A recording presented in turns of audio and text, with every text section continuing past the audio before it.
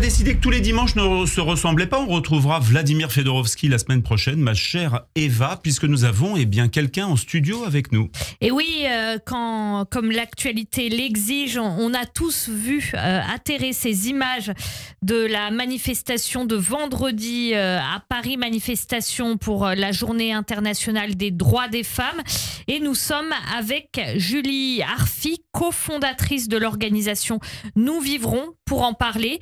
Mais d'abord, Julie, on va entendre ce qui s'est passé vendredi.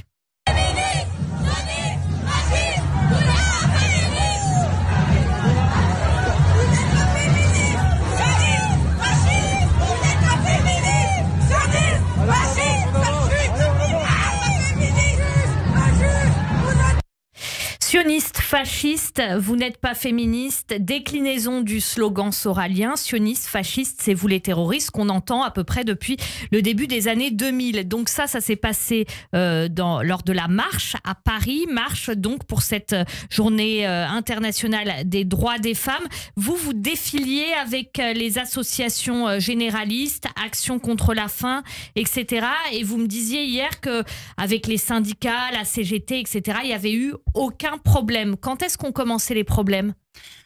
Alors, je pense que les problèmes ont commencé déjà avant la marche. Nous avons été en lien effectivement avec les organisatrices, à qui nous avons demandé de participer officiellement à cette marche pour représenter la voix des femmes israéliennes qui avaient été victimes des violences du 7 octobre, qui sont encore aujourd'hui, on le sait très bien, en tant qu'otages, victimes de viol, et on en a la certitude. Donc nous considérions notre présence très légitime. Et lorsque nous avons demandé notre présence, nous savons que celle-ci a fait énormément débat, puisqu'il a fallu de nombreux jours avant que nous obtenions une réponse. Vous le disiez, nous avons eu une main tendue de la CGT, de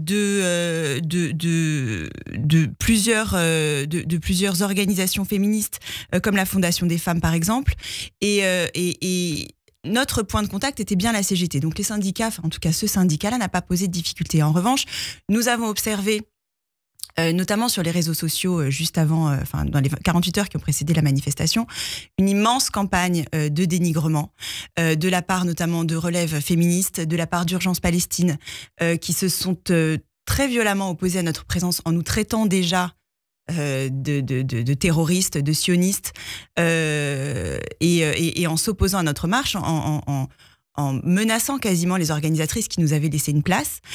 Donc c'est là que les problèmes ont commencé. Et nous avons compris que la manifestation avait été gangrénée par ces personnes-là dès notre arrivée. La manifestation a été gangrénée avec ces personnes-là dès votre arrivée, mais dès votre arrivée, tout se passe bien à peu près jusqu'à l'avenue de Gambetta, c'est ça ? Alors, tout se passe bien, c'est une notion assez relative. Nous avons pu marcher, c'est déjà quelque chose de très important qui me paraît assez normal, mais dans ce contexte-là, c'est important de le préciser. Nous avons pu marcher, mais nous avons tout de suite été encerclés par des petits groupes se revendiquant pro-palestiniens qui proféraient des menaces, des insultes, comme on les a entendus sur le film, sur votre son. Et ça a été dès le départ. C'était relativement encadré, ça s'en tenait à des invectives verbales. Notre service d'ordre autour de nous était particulièrement calme et a essayé au maximum d'éviter les contacts parce que on a quand même des gens qui sont venus très très près. Enfin, on sentait quand même qu'il y avait une vraie pression.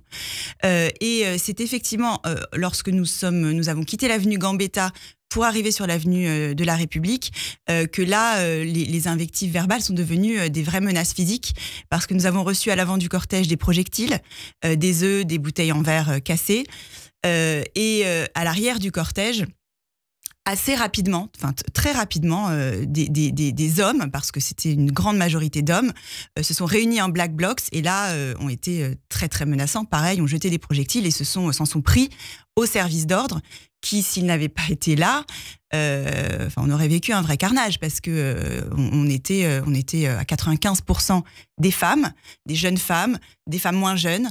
Nous ne représentions pas la moindre menace, évidemment, et nous avons été attaqués. Vous étiez encerclés ? Encerclés, à l'avant et à l'arrière. Nicolas ? Et comment s'est terminée alors cette histoire-là du côté de l'avenue Gambetta? Vous avez été exfiltré?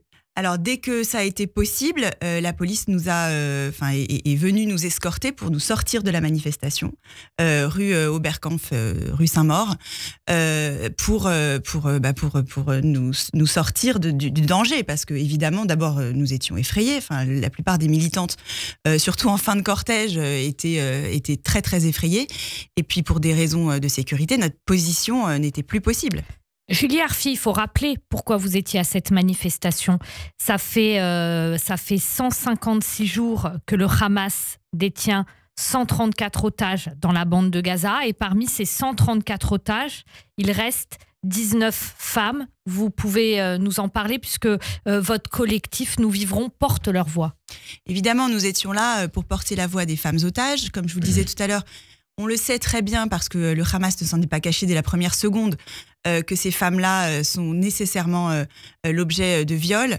Je pense que leur place dans cette manifestation n'aurait même pas dû faire le moindre débat, parce que nous n'étions là que pour ça, pour porter leur voix à elles, aux femmes qui ont été tuées, mutilées, violées le 7 octobre, mais aussi ces femmes-là qui sont toujours otages, qui sont dans une situation effroyable.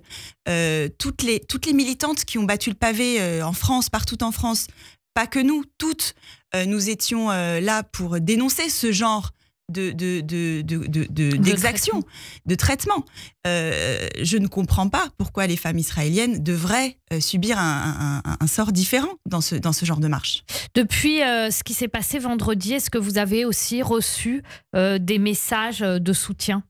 Alors d'abord, je voudrais quand même dire que la police avait très à cœur d'assurer notre sécurité lorsqu'ils nous ont sortis, parce qu'ils nous ont proposé aussi de nous réintégrer au cortège. Je voudrais quand même le dire. Ils nous ont proposé d'y retourner en fin de cortège, en queue de cortège. Ce à quoi nous avons évidemment réfléchi, parce que nous avons saisi cette main tendue. Néanmoins, nos militantes d'abord étaient très effrayées, donc il n'était plus question d'y retourner. Ça avait été quand même assez traumatisant. Et puis, pourquoi nous reléguer en queue de cortège? C'est quand même, il n'y a pas de raison que des femmes juives qui portent la voix des femmes israéliennes soient reléguées en queue de cortège. Comment vous expliquez que ce soit si difficile de faire entendre dans une manifestation féministe les voix d'otages israéliennes qui sont prises en otage par un groupe terroriste reconnu comme tel, le Hamas, dans la bande de Gaza, et que c'est effectif? Il y a eu un rapport même de l'ONU qui est sorti, si les gens se posaient encore des questions, de 24 pages qui détaillent tout ce qui a été fait le 7 octobre, et qui dit aussi que actuellement les terroristes violent probablement les femmes et peut-être même les hommes et les enfants. Bien sûr. Comment je l'explique? Moi, ce que j'ai vu hier, la façon dont ça s'explique, c'est de l'antisémitisme pur et simple, qui ne se cache plus, qui ne se cache pas. Enfin, on le voit depuis le 7 octobre. On l'a vu dans les 48 heures avant la manifestation. Nous avons été traités de toutes les insultes antisémites possibles sur les réseaux sociaux. Et ça a été le cas hier. Enfin, vous l'avez entendu sur le son. C'est de l'antisémitisme qui ne se cache pas, qui ne se cache plus. Et ce ne sont pas les antisémites qu'on sort des manifestations. Ce sont les victimes d'antisémitisme. Ce sont les juives.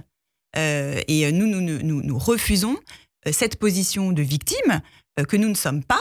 Il n'y a aucune raison que nous soyons sortis des manifestations, il n'y a aucune raison que nous soyons relégués en queue de cortège. Et vous me posiez la question de savoir si nous avions eu des contacts avec les organisatrices qui auraient pu prendre position pour dénoncer le sort qui a été le nôtre dans cette marche. Pour l'instant, nous n'avons aucune nouvelle.